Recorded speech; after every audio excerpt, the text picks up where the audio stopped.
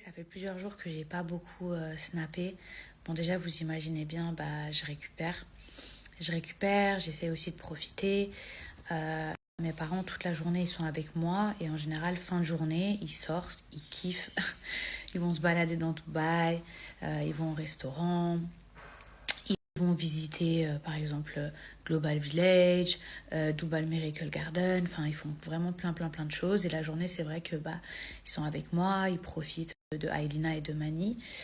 Euh, Moi, je me remets doucement. Franchement, comme je vous avais expliqué, pour ceux qui n'ont pas suivi mes snaps, j'ai accouché il y a une semaine et un jour. Parce que forcément, je compte. Et j'ai eu le droit, enfin, j'ai eu le droit. J'ai fait une deuxième césarienne. Et du coup, vous me demandez un petit peu mes retours, comment ça s'était passé et tout. Donc, pour ceux qui n'étaient pas là, moi, je trouve que ma deuxième césarienne, elle s'est beaucoup mieux passée. Déjà, peut-être parce que je savais ce que c'était. Par contre, c'est vrai que le après, je trouve ça plus difficile parce qu'on recoue par-dessus des points. Donc, c'est vrai que ça m'a fait plus mal que la première fois. Lors de ma première césarienne, bon, grâce à Dieu, j'ai pas eu d'infection et tout. Mais c'est vrai que de base, en fait, on m'avait déclenché pour un accouchement dit normal par voie basse. Sauf que, bah, au bout de 48 heures, ça n'a pas marché. En gros, pour vous la faire courte, ça s'est jamais ouvert. Donc j'ai fini en césarienne. Et je pense que mentalement, j'étais tellement genre éprouvée, fatiguée. Il faut savoir que quand on vous déclenche, vous avez des vraies contractions. C'est-à-dire que vous avez des contractions pendant des heures et des heures et des heures. Et moi, j'étais vraiment genre épuisée. Et si j'avais su que j'allais finir en césarienne, en fait, j'aurais pas souffert avant. Vous voyez ce que je veux dire? Et là, lors de ma deuxième césarienne, en gros, bah, j'ai pas eu ces 48 heures où ils ont essayé de me déclencher et tout et tout et tout. C'est une césarienne, c'est programmé, genre c'est une chirurgie. Et, euh, et je pense que c'est pour ça que je l'ai mieux vécu. Et même la première fois, genre, j'étais trop concentrée sur tout. J'étais concentrée sur les sons, sur les bruits de métal. Vous voyez, genre les outils, les trucs. En plus, je comprends l'anglais, donc je comprenais tout ce qu'ils disaient. Je sentais toutes les manipulations, vous voyez, sur mon corps quand ça bouge comme ça. Quand... Faut savoir quand même qu'une césarienne, pour ceux qui ne savent pas, enfin, on vient chercher le bébé dans votre ventre. Donc, et c'est tous ces trucs-là qui m'avaient traumatisée, genre. Et la deuxième fois, bah, je savais plus ou moins ce qui m'attendait, donc j'étais un petit peu traumatisée et tout. Euh, mais je sais pas, j'étais plus sereine, j'essayais de me calmer mentalement. Il y a juste au moment où ils m'ont fait la piqûre, là, vous voyez, dans le dos, où toutes les jambes, elles commencent à s'anesthésier, enfin, tout le bas du corps, euh, que j'ai eu une vraie montée de stress. Genre, j'ai commencé à moins bien respirer, j'ai commencé à me sentir mal, j'ai commencé à avoir des bouffées de chaleur. Mais les filles, en même pas une minute, allez, 2 minutes, je me suis concentrée dans mon cerveau et je me suis dit, vas-y, calme-toi, calme-toi, calme-toi. Et après, je me suis calmée et franchement, ben, ça s'est bien passé. Euh, Ils ont mis beaucoup plus de temps à me recoudre. Alors, je sais pas si ça se passe comme ça lors de deuxième césarienne parce que bah, le travail, voilà, vous repassez derrière quelqu'un et tout. Mais le fait qu'ils aient pris plus de temps, ça m'a moins stressée parce que j'avais l'impression qu'ils travaillaient mieux. Et alors que la première fois, eh ben, la personne, elle me disait, allez, la première couche, c'est bon. Allez, la deuxième. Genre, elle se dépêchait et tout. Et moi, j'avais l'impression que c'était interminable. Je vous dis la vérité. Et franchement, je vous dis la vérité, même si c'est quand même une opération qui est balèze parce que bah, on vient vous ouvrir le ventre et tout. Et c'est surtout le après qui est compliqué parce que bah, ça fait mal et tout ça. Mais franchement, après coup, moi, je vous dis la vérité, je regarde ma fille en même temps, on va voir si elle se réveille. Je serais pas capable, genre, j'aurais trop peur d'accoucher normalement. Maintenant que j'ai eu 2 césariennes, j'aurais trop peur. Et quand je discute avec des femmes qui ont accouché par voie basse, et ben, elles me disent exactement la même chose. Elles me disent, mais moi, j'ai accouché par voie basse, je pourrais jamais avoir une césarienne. Et ben, je sais pas, moi, maintenant que j'ai eu 2 césariennes, genre, je me verrais pas. Enfin, on va pas rentrer dans les détails, mais franchement, la vérité, oh, chacun son truc, quoi, franchement. En fait, vous savez, c'était quoi ma hantise avant? Mais genre, là, cette grossesse, c'était plus comme ça. Mais bon, ça pouvait arriver. Mais avant, genre, je connaissais pas trop et tout. Genre, ma hantise, c'était quoi? C'était de me retrouver par exemple au centre commercial ou je sais pas, n'importe où et que d'un coup, paf les os ils lâchent. Et le pire, c'est que moi je croyais. Bon, après, il y a des cas, hein. Il y a des cas particuliers. Encore une fois, chaque accouchement c'est différent. Et moi, je croyais que quand on perdait les os et que d'un coup on était là, avec les contractions et tout, moi je croyais que genre le bébé il pouvait arriver peut-être 15-20 minutes après. J'ai toujours vu dans les films, genre les gens, waouh, courir, le taxi, allez, vite et tout. Donc moi, j'avais trop peur de ça. Après, franchement, la plupart du temps, les femmes, quand elles accouchent par voie basse, je crois que ça met 6 heures, 8 heures, 12 heures, 15 heures. Franchement, il y a des, enfin, c'est des cas vraiment extrêmes. Si peut-être 20 minutes après que vous ayez perdu les os, vous accouchez. C'est vraiment ça ma hantise, en fait, de ne pas pouvoir contrôler. Tandis qu'une césarienne, c'est programmé. Même mon premier accouchement, même si ça devait être par voie basse, c'était un déclenchement. Ça veut dire que je savais que j'avais rendez-vous avec mon accouchement. Je savais que j'avais rendez-vous avec mon bébé. Vous voyez ce que je veux dire? Et mentalement, eh ben, ça me rendait grave zen. Alors que de me dire à tout moment, je suis là, je marche et paf! Non, franchement, ça, ça, je sais pas, j'avais trop peur de ça et au final, ben, c'est jamais arrivé. Maintenant, concernant le après, moi, je pense que chaque femme est vraiment différente dans le sens où, encore une fois, je le répète, chaque accouchement est différent et chaque remise en forme, c'est-à-dire comment vous allez vous remettre de votre césarienne ou de votre accouchement, c'est vraiment propre à chacun. Et ça dépend surtout de l'aide que vous avez à la maison.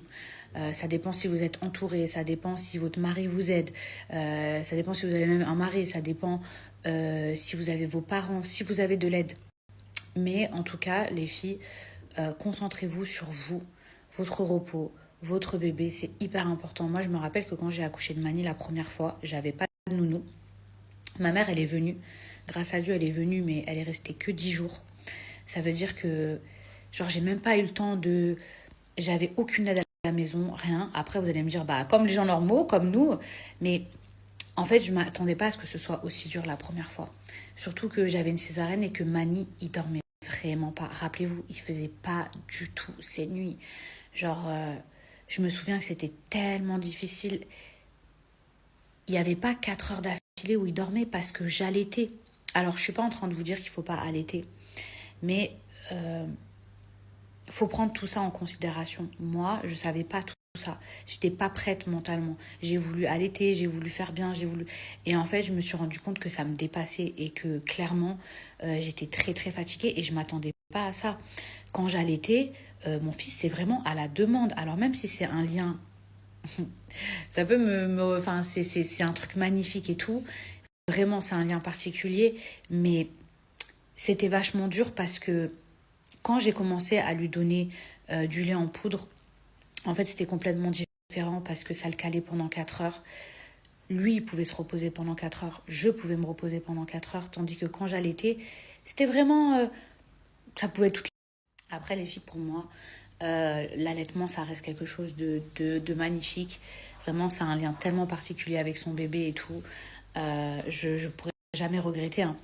Mais c'est vrai que j'étais pas prête à ce que ce soit aussi difficile, dans le sens où Mani, il en avait tout le temps, tout le temps, tout le temps besoin. Rappelez-vous, quand je sortais, j'avais des montées de lait, je pouvais pas sortir super longtemps. En plus, j'arrivais pas à tirer énormément de lait. Malgré les machines, malgré les amandes, les trucs que je mangeais, les thés, les trucs et tout, genre j'avais pas assez de lait. Et rappelez-vous, mon fils, c'était grave une boulette. D'ailleurs, je sais pas si ça a un rapport, mais je pense que quand on allaite son bébé, bah, j'ai l'impression que les bébés ils sont plus gros que ceux qui prennent genre du lait en poudre. Je sais pas si c'est vrai, si c'est qu'un ressenti. Pour Ailina, sachez que j'ai allaité les 4 premiers jours à l'hôpital. Au bout de 3 jours, on a une très grosse montée de lait. On a la montée de lait. Donc au départ, elle a eu mon colostrum et tout. Et ensuite, mes seins, ça m'a fait trop mal, les filles. Mais quand je vous dis trop mal, je sais pas, ils ont doublé de volume. En fait, je sais pas comment vous expliquer, mais je me suis revue vivre le truc et tout. Et à l'hôpital, et ben, je voyais que elle dormait mal, que elle avait pas assez de lait, que elle s'endormait que sur mon sein. Et en fait, j'ai revu le même truc avec Mani. Et comme je vous ai dit, cette césarienne, genre, j'ai eu trop mal. Et franchement, ça a été un choix à contre-cœur. Euh, chaque jour, il n'y a pas un jour où j'y pense pas actuellement, où je me dis, est-ce que je devrais allaiter? Est-ce que je devrais arrêter? Actuellement, je lui donne du lait en poudre. Je vais même pas faire la meuf, ouais, j'allaite et tout. C'est pas vrai. Dans le sens où je me suis revue, en fait, comme je vous disais, avec Mani, où ça a été très dur pour moi, même si c'était merveilleux et tout. Mais c'est vrai qu'il y a des jours où je me dis, est-ce que je devrais allaiter? Genre, des fois, je me dis, je suis égoïste. Genre, c'est pas bien. Avec Mani, tu l'as fait. Pourquoi tu le fais pas avec elle? Après, en plus, je lis des trucs de fou. Les gens, ils disent, ouais, quand on allaite, le bébé, après, il tombe pas malade. Quand on donne du lait en poudre, les bébés, ils sont plus malades. Et je me dis, imaginez, c'est vrai. Genre, enfin, je touche du bois, mais jusqu'à présent, Mani, la vérité, allez, il a déjà eu un tout petit peu de fièvre ou des trucs comme ça, mais grâce à Dieu, je l'ai jamais emmené à l'hôpital et tout. Et des fois, je me dis, ouais, est-ce que c'est parce que je l'ai allaité et tout? Genre, je sais même pas si c'est vrai, ces rumeurs, genre. Comme par hasard, les filles, j'ai parlé d'allaitement, regardez, j'ai mis à pleurer. Non, mais après, c'est vrai que, voilà, c'est propre à chacun, mais c'est des trucs auxquels je pense. Ah si! C'est des trucs auxquels je pense beaucoup et tu vois, je me dis, est-ce que je suis une bonne maman? Est-ce que je devrais l'allaiter? Est-ce que... Mais... C'est tellement petit. C'est tellement ridicule. Par contre, c'est trop chou parce que, vous voyez, sa ligne d'implantation, c'est la même que Mani bébé. La même. Il avait une implantation des cheveux en forme de cœur. Vous voyez le visage en forme de cœur? Par contre, il y a une rumeur que je voudrais qu'on arrête de dire, mais surtout qu'on arrête de croire. Les aigreurs d'estomac pendant la grossesse, c'est les cheveux du bébé qui poussent. Mais qui a inventé ça? Qui a menti de la sorte pour rassurer la femme qui souffrait? Mon fils, il est né, il avait un peu de cheveux Mani, mais vite fait. Je m'attendais à ce qu'il sorte en mode Elvis Presley. Tellement j'avais eu des aigreurs. Ma fille, pareil, elle a un peu de cheveux, mais pas beaucoup. Genre, rien à voir avec certains bébés qui naissent avec v'là les cheveux. Donc cette histoire de dire oui, les aigreurs d'estomac, c'est les cheveux du bébé qui poussent, alors que toute ma grossesse, toutes mes grossesses, j'ai pas arrêté d'avoir des aigreurs et de vomir, je peux vous garantir que cette légende-là, cette rumeur, elle est fausse. Ensuite, pour répondre à vos questions, les filles, depuis l'hôpital, en fait, ils emmaillotent mon bébé et faisaient exactement pareil avec Mani. Par contre, oui, il faut faire attention. Oui, il faut savoir bien emmailloter. Faut pas que le bébé puisse justement se défaire. Sinon, à tout moment, il peut mettre la couverture sur son visage.